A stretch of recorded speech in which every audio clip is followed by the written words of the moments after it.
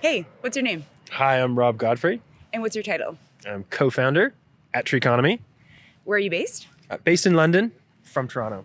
All right. So give us your 30-second pitch of Treeconomy. Why should we invest in Treeconomy? 1, 2, 3. Right. Well, Treeconomy is developing innovative solutions using Earth observation and AI to measure and monitor ecosystem restoration projects and bring a lot more trust and traceability to nature-based carbon removal. So we're tackling the enormous problem of climate change and nature loss using data and technology to help us do that.